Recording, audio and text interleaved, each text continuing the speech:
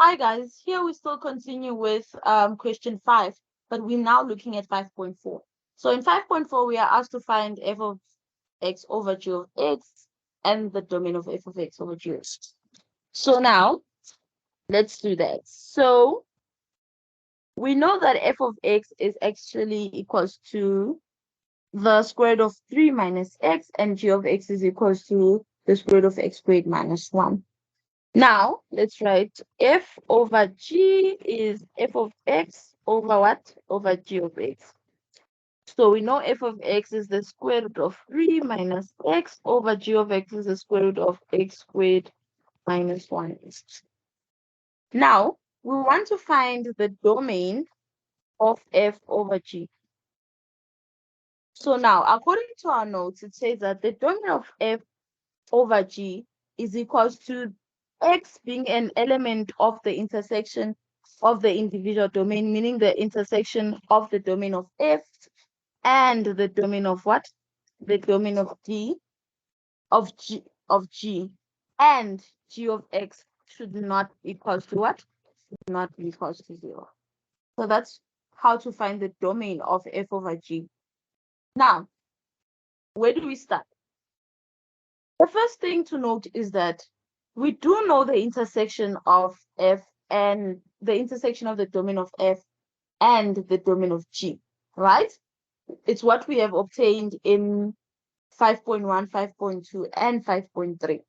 So let's write that. So we know that the intersection of the domain of f and g is equals to x is an element of real number such that x is less or equals to -1, or x is between what? It's between 1 and 3. So that's the intersection between the two domains.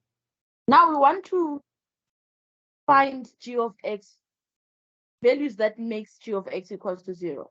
The reason why we also have this restriction is because from the expression, if g of x is equals to 0, then the expression f over g of x will not be defined. So now, they're saying that the domain of f over g are all x values in this set in the intersection of the two domains, except for values that makes g of x equals to 0. Meaning that we are going to find values that makes g of x equals to the x values that makes g of x equals to 0 and remove them from this expression over here, from the intersection of the two domains. So what is g of x? So we know that g of x is equals to x squared minus 1.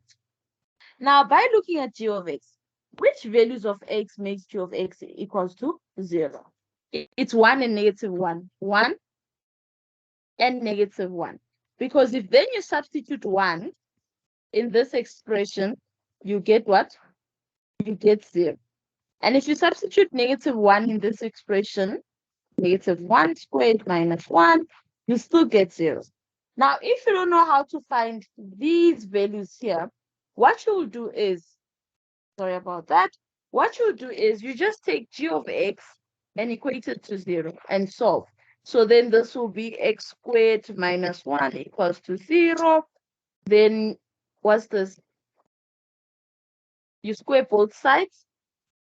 So then this will be x squared minus 1 equals to 0. Then x minus 1, x plus 1 equals to 0, right? Therefore, sorry about that. Therefore, x from this expression here, let's write it. So this is x minus 1, x plus 1 equals to 0. Therefore, x is equals to 1, or x is equals to -1. So now, we then go back to the intersection here, right? We see that for x is equals to 1, and for x is equals to -1. This expression here, this, what's this? For x is equals to 1 and x is equals to -1, g of x, sorry, will be equals to 0. So meaning that we'll go to our intersection and remove the points that makes g of x equals to 0. And that is 1 and -1. So we then go to our expression. You see here it says x less or equals to -1. It means we'll remove the equal sign.